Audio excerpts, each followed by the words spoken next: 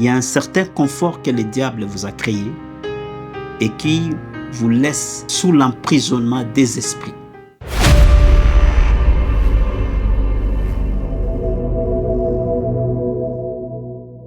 Shalom, shalom, bien-aimés dans le Seigneur. Bienvenue dans le 4e numéro dans notre série d'enseignements sur les attaques spirituelles. Nous sommes toujours dans le cadre de notre thème « Vaincre les attaques spirituelles ». Et la fois dernière, nous avons enseigné sur le porte spirituel, comment y entrer et comment en sortir. Et nous continuons toujours à donner d'autres enseignements, toujours dans le cadre de vous conduire à la délivrance, d'une manière à limiter les combats spirituels, limiter les attaques spirituelles, limiter au diable de pouvoir entrer dans votre vie spirituelle. Et si nous lisons la Bible dans le livre d'Actes des Apôtres, chapitre 19, verset 19, il est écrit « Et un certain nombre de ceux qui avaient exercé les arts magiques, ayant apporté leurs livres, les brûlèrent devant tout le monde. Et on en estima la valeur à 50 000 pièces d'argent. » Et donc, il s'agit toujours des personnes qui étaient toujours en train de chercher la délivrance. La délivrance devait nécessairement passer par l'abandon des œuvres du monde des ténèbres. Bien-aimés dans le Seigneur, il arrive que certaines personnes soient toujours emprisonnées par les carcans des œuvres du monde des ténèbres. Pourquoi? Ils ont peur d'abandonner le confort. Il y a un certain confort que le diable vous a créé et qui vous laisse sous l'emprisonnement des esprits. Et donc certaines personnes, ne voulant pas quitter ce confort, ils restent toujours sous des lois qui et pourtant créent des problèmes. Vous avez l'argent, vous avez la gloire, vous avez le succès, mais en retour, vous perdez les enfants, vous perdez toujours les femmes. Et donc le diable, lui, ne donne rien pour rien. Et la Bible déclare, le diable vient détruire, il est voleur. Mais Dieu vient dans ta vie pour te donner la vie et la vie éternelle. Bien-aimé dans le Seigneur, la délivrance est globale. Mais le plus souvent, lorsque la porte que le diable a utilisée passe par les objets magiques, par les tamiflis, tout objet qui donne accès aux entités spirituelles négatives ou pouvant servir à l'évocation ou à l'utilisation dans le culte aux morts, le culte aux esprits, eh bien, lorsque vous cherchez la délivrance, vous devez apprendre à tout abandonner. Il ne sera pas possible que le Saint-Esprit commence à interagir avec toi sans que tu ne décides d'abandonner tout ce que tu as comme arme du diable. Le plus souvent, le diable vous donnera le tamifli. Le diable vous demandera quelque chose et il priera, il invoquera les esprits, vous mettra dans cette chose et vous demandera de porter toujours cette chose partout où vous irez. Peut-être que c'est un collier, peut-être c'est une chaînette. Il y en a des femmes qui portent les chaînes au niveau des hanches et ces chaînes font l'objet d'incantations. Il y en a qui ont des bracelets, il y en a des prophètes, même dans le monde des hommes de Dieu, il y en a qui utilisent les faits du diable. Il leur a été donné peut-être des bagues, il y a ce qu'on appelle des bagues magiques qui leur servent à ouvrir ce qu'eux appellent leur troisième œil. Au fait, nous les chrétiens, on ne doit pas chercher à ouvrir le troisième œil. Le troisième œil, c'est un code du diable. Au fait, ce n'est pas un œil que tout le monde a, c'est un troisième œil que le diable vous donne. Il est placé sur votre visage pour que vous puissiez vous en servir à voir ce qui est caché. Eh bien, le Saint-Esprit nous donne les aptitudes, le pouvoir de voir en esprit sans pouvoir utiliser les talismans, sans pouvoir utiliser les objets. Lorsqu'il s'agit des objets, eh bien, là-bas, nous sommes toujours dans le cas du monde des ténèbres.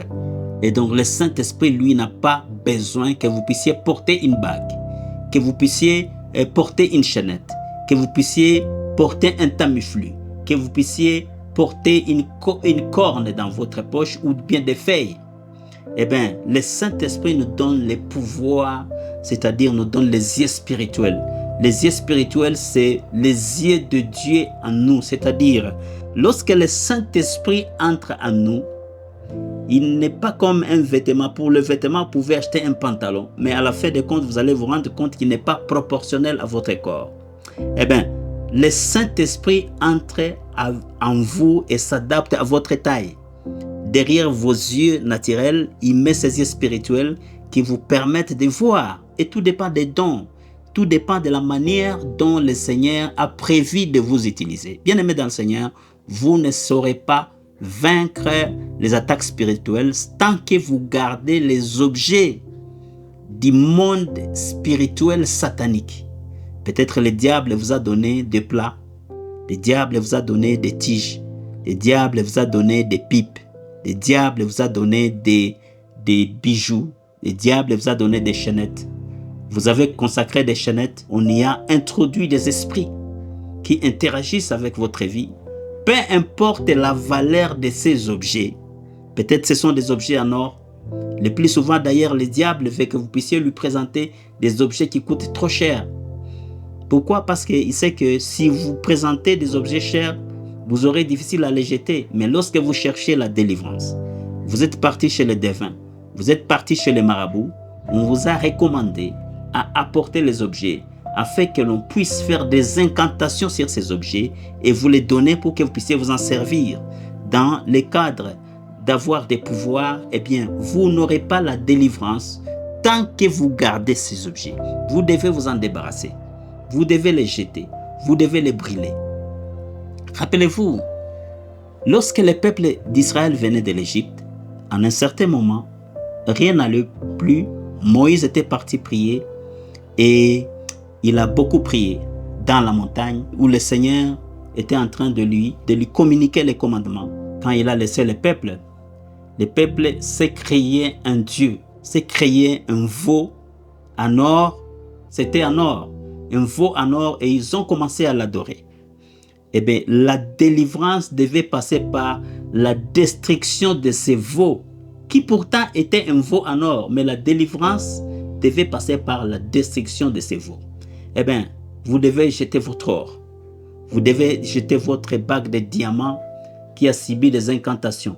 Vous êtes parti peut-être en Israël, on vous a connecté avec la cabale juive, on vous a donné une bague. C'est du fait que vous portez, votre bague est intelligente. Si vous faites le commerce, on vous donne un tamiflu, on vous dit qu'il faut placer en dessous de votre tablette lorsque vous êtes en train de vendre. Sachez que ce tamiflu, c'est un tamiflu intelligent. Ça peut être un petit stick, un petit morceau de tissu, et ça peut être un petit bois, c'est-à-dire un petit morceau de bois. Ne négligez pas ce morceau-là. Sachez que ce morceau de bois, c'est un morceau qui incarne des esprits, c'est-à-dire c'est grâce à ça que vous vendez. Il sort, il quitte, il va convaincre les clients de venir acheter dans votre magasin, dans votre boutique. Eh bien, pour garder des pouvoirs comme ça, le diable voudra toujours vous mettre dans la prison des sacrifices. Eh bien, ça ne sera pas gratuit. Vous devez entretenir toujours cette relation avec le diable, comme nous entretenons aussi la relation avec Dieu en priant. Notre relation avec Dieu demande de permanentes interactions. Nous devons toujours prier, nous devons l'adorer, nous devons nous sanctifier. Et de la même manière, dans le monde des ténèbres, lorsque le diable vous donne une faveur, vous devez l'entretenir. Et le plus souvent, c'est au prix des sacrifices. Bien-aimés dans le Seigneur, je suis en train de vous donner les codes de la délivrance pour que vous puissiez délivrer votre vie, votre famille, et toutes vos choses vont marcher. Jetez tout ce que vous avez reçu qui vous connecte avec le monde des ténèbres, qui vous connecte avec le diable, peu importe la valeur. Ce sont des bijoux, il faut les brûler, il faut les jeter. C'est de l'or, c'est le diamant, peu importe ce que ça vous coûtera. Votre délivrance passera par là.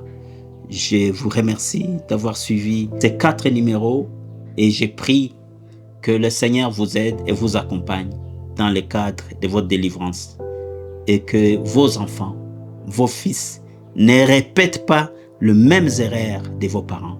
Je suis en train de déclarer la fin et je coupe les cordons ombilicaux entre vous et vos pères, entre vous et vos arrière-parents. Et je déclare la fin de toutes les souffrances dans votre famille. Ta vie ne sera pas comme la vie de ton père. Ta vie ne sera pas comme la vie de ta mère. Je prie qu'avec le Seigneur, avec le Saint-Esprit, que vous puissiez commencer une nouvelle vie. Une vie de réussite, une vie de succès, dans le nom puissant de notre Seigneur et Sauveur Jésus-Christ. Amen.